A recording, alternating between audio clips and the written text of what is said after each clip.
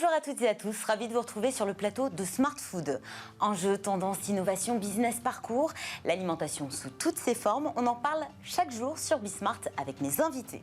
Aujourd'hui, une question de santé publique qui touche l'un des fleurons de la gastronomie tricolore, les nitrites dans la charcuterie. Les nitrites, ces conservateurs qui font l'objet de vives polémiques pour les utilisateurs comme les charcutiers. Ce sont des agents de conservation puissants, la garantie de produits sains et sûrs. Mais les associations, des associations et des élus crient au danger.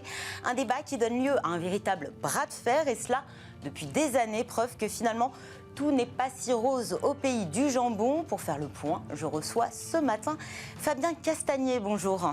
Bonjour. Vous êtes délégué général de la Fédération des entreprises françaises de charcuterie traiteur. C'est la fédération qui regroupe 300 entreprises en France. Vous les accompagnez et puis vos missions aussi, c'est préserver le savoir-faire du métier. Merci à vous d'être venu. À vos côtés, Karine Jacquemart, bonjour. Bonjour. Vous êtes directrice générale de Foodwatch. C'est une organisation à but non lucratif qui se bat pour une alimentation sans risque, saine, abordable pour tous et toutes. Avant de revenir sur la bataille qui vous oppose concernant l'utilisation de nitrites dans la charcuterie, on va peut-être s'intéresser à ce qu'est un nitrite. Qu'est-ce que c'est exactement ? Qui s'engage sur ce point? Je vais laisser le producteur répondre à cette question. Alors, un nitrite, qu'est-ce que c'est exactement? Alors, le nitrite, c'est en fait c'est un additif, une substance qui est effectivement ajoutée. Alors, il faut savoir d'où ça vient finalement le nitrite. Historiquement, dans l'Antiquité, ou même un peu plus récemment, on utilisait le salpêtre. Le salpêtre, c'est le sel de pierre. Donc, en fait, les anciens, puisque en fait, la charcuterie, c'est de la salaison. C'est savoir conserver une viande qui, si elle n'est pas conservée, se dégrade très rapidement. Et donc, ce savoir-faire, au départ, le salpêtre le sel de pierre était raclé sur les murs, était mélangé à du sel, puisque la salaison, le sel est également utilisé depuis très longtemps, et était mis en œuvre avec la viande pour pouvoir conserver. Et puis, on s'est rendu compte que le salpêtre, finalement, contenait des nitrates. Donc après, on a rajouté effectivement les nitrates séparément. Et donc on raclait plus les murs.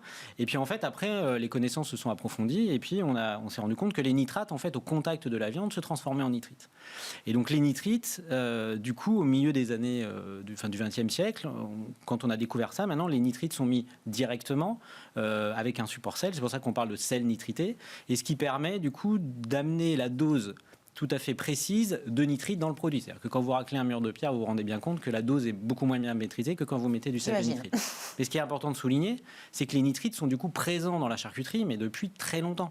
C'est-à-dire que les sels nitrités sont présents depuis le milieu du XXe siècle, mais les nitrites dans la charcuterie sont présents depuis, traditionnellement. Et ce recours aux nitrites, il vous sert à quoi? À mieux conserver, j'imagine?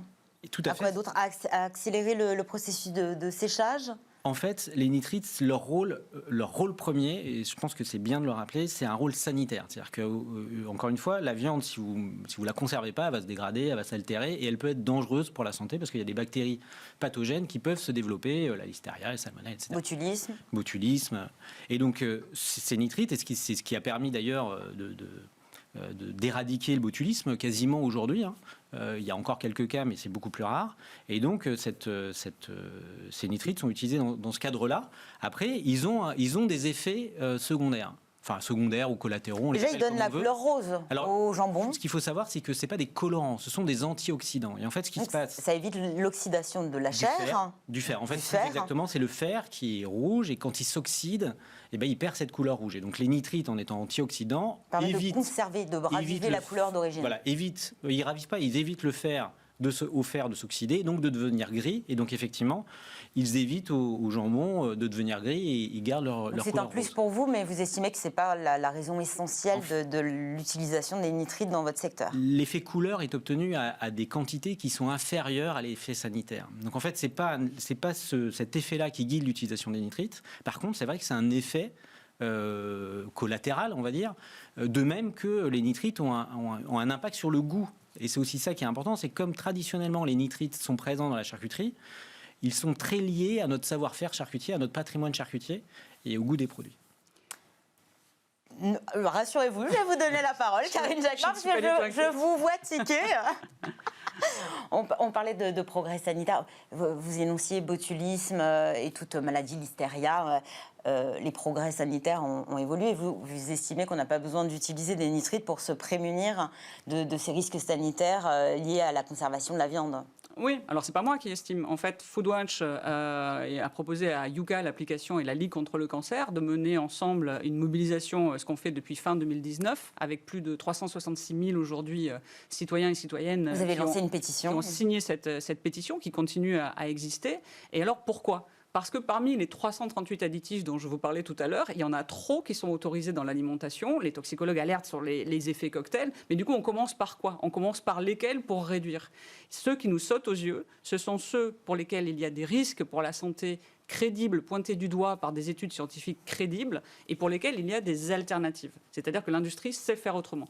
Quand il y a quelque chose qui présente un risque pour la santé et pour lequel il y a des alternatives, ça nous paraît évident qu'il faut le supprimer, et ce, le plus vite possible, tout en accompagnant la filière. Évidemment, il faut accompagner et les industriels et surtout les artisans, mais aujourd'hui, industriels comme artisans vendent déjà des produits sans nitrite, puisqu'on le voit très bien dans nos rayons. Un des problèmes, c'est qu'on a remarqué qu'ils étaient souvent vendus plus cher. Et quelque part, aujourd'hui, on aurait une niche de marché qui consisterait à dire, de la part des grandes marques, comme Fleury Michon, Erta, Magrange... On a moins de pouvoir d'achat, donc... Exactement. Et donc, d'un point de vue santé publique, autant que d'un point de vue discrimination sociale, ça nous paraît intenable et inacceptable. Vous dites qu'on peut faire autrement, on fait comment ?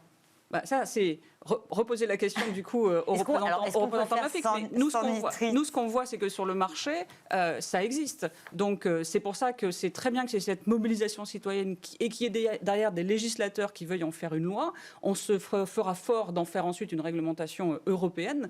Mais évidemment, passons à autre chose et ayons une alimentation plus saine.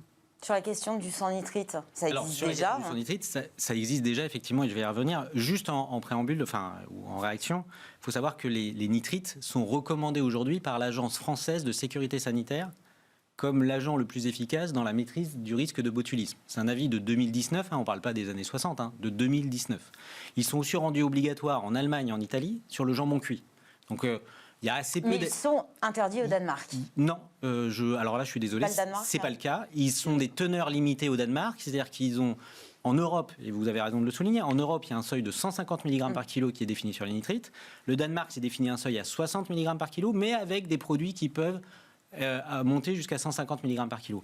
En France, et je tiens à le dire, les professionnels, notamment compte tenu de la polémique autour des nitrites, ont souhaité répondre à cette attente de naturalité des consommateurs que vous avez souligné, et donc ont progressé et ont baissé les seuils de nitrites volontairement, c'est-à-dire que c'est dans le code des usages qui est partagé avec les artisans.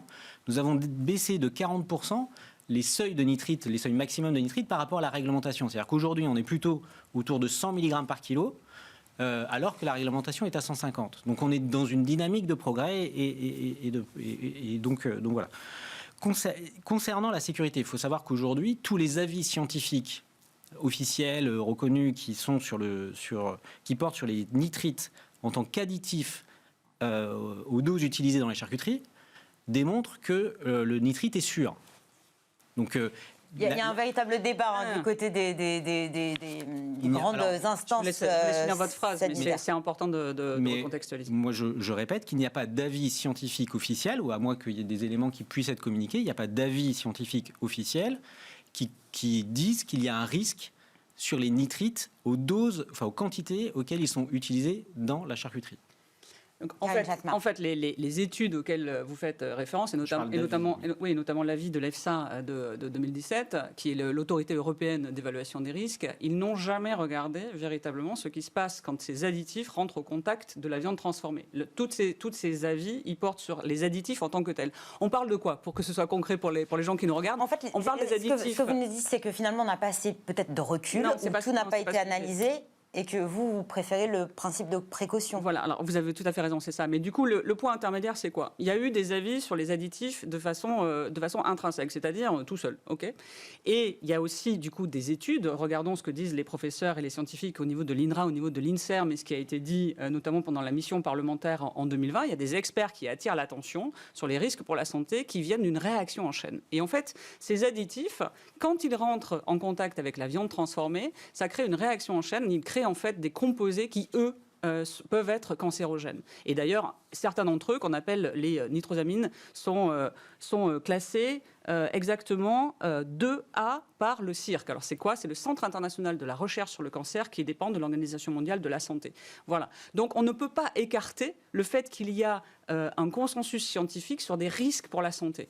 Il y a l'ANSES, l'agence sanitaire en France, qui est en train de réévaluer tout ça. Qui doit rendre un rapport avant la fin de l'été. Et c'est là où on en saura plus finalement voilà, sur donc cette finalement, loi qui a été adoptée. on perd un peu de temps, mais en même temps, ce sera très utile de voir ce qu'ils ont à dire. Mais on ne peut pas dire qu'aujourd'hui, tous les avis disent qu'il n'y a pas de risque, circuler, il n'y a rien à voir. C'est faux.